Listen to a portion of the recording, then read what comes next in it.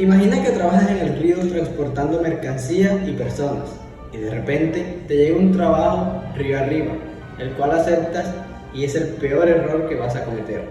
Ponte cómodo y disfruta de esta historia.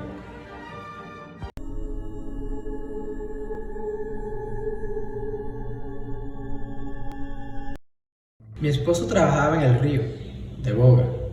Boga se le conoce a las personas que se dedican al transporte de personas, mercancías, animales y todo tipo de cosas que se pueda llevar en canoa por el río.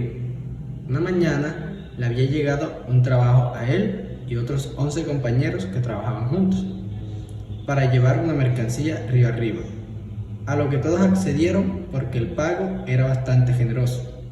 En total eran 6 canoas, 2 por cada canoa. Salieron a eso de las 10 de la mañana para llegar a tiempo al lugar de encuentro y regresar antes que anocheciera. Pasaron las horas y yo quedé con los quehaceres de la casa. No sé por qué tenía un mal presentimiento, es como un sexto sentido que me decía que algo malo iba a suceder. Sin embargo, trataba de bloquearlo para no preocuparme sin sentido. Se hicieron las 5 de la tarde y aún no llegaba ni tenía noticias de mi esposo. Ahí me empecé a preocupar porque generalmente a esa hora estaba llegando de todos sus trabajos.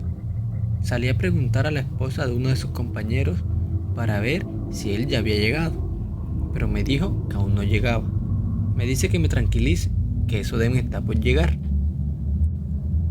Yo me voy para mi casa, pero aún tenía esa sensación de que algo malo iba a pasar.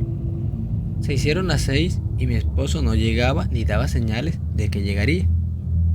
Preocupada, salí junto con otras señoras que eran esposas y hermanas de los demás bogas para el puerto donde ellos zarpaban siempre que tenían este tipo de trabajo. Al llegar al puerto vemos que aún no ha llegado nadie y le preguntamos a las personas que están ahí si han visto llegar 6 canoas que se usan para transportar. Todos nos dicen que no han visto llegar a nadie. En ese momento mis nervios se ponen de punta y mi preocupación aumenta mucho más.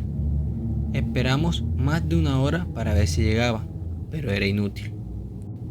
A eso de las 8 de la noche, escuchamos el ruido de las voces que se van acercando, del chapoteo de las canoas en el agua y a los hombres hablando entre ellos y diciendo que vayamos tirando las cabullas para amarrar las canoas, que ya iban llegando y las debían sostener. En ese instante me logré calmar, pero no fue por mucho tiempo que duró esa calma, porque lo que iba a suceder después sería mucho más aterrador. Pasaron 15 minutos y aún no se podían ver, aunque se escuchaban hablando y diciendo que ya estaban llegando. Sentí un frío que recorrió todo mi cuerpo. Aún así, no perdía la esperanza de que ya estaban cerca. Así pasó una hora y la emoción en los rostros de las mujeres ya se estaba convirtiendo en un terror inexplicable que poco a poco se iba nutriendo más y más. Se hicieron las 10 de la noche y todas con caras de terror solo podíamos escuchar a las canoas sonar en el agua y los murmullos de los hombres, pero no podíamos ver nada ni tampoco mencionar una sola palabra, como si al decir algo nos fueran a arrastrar al fondo del río. Ya casi a medianoche, una de las mujeres dice que sería mejor que nos vayamos a casa, que ya mañana nuestros esposos vendrán y estarán bien, cuando ya no se escuchaban los murmullos ni las canoas, como si algo se las hubiera llevado. Preocupadas todas, nos fuimos a nuestras casas, esperando que al día siguiente llegaran buenas noticias. Esa noche no pude pegar los ojos para descansar, porque si lograba dormir me despertaría por pesadillas con los sonidos de las canoas o los murmullos de los hombres, o quizá peor, que me estuviera ahogando. Así estuve toda la noche hasta que amaneció y no había noticias de mi esposo. Esa mañana salimos junto con otras personas a buscar a las 12 bogas, incluido mi esposo, y lo que encontramos fue desgarrador. Los 12 cuerpos estaban río arriba junto a la orilla de este, en los árboles, sin vida y sin vista de las canoas.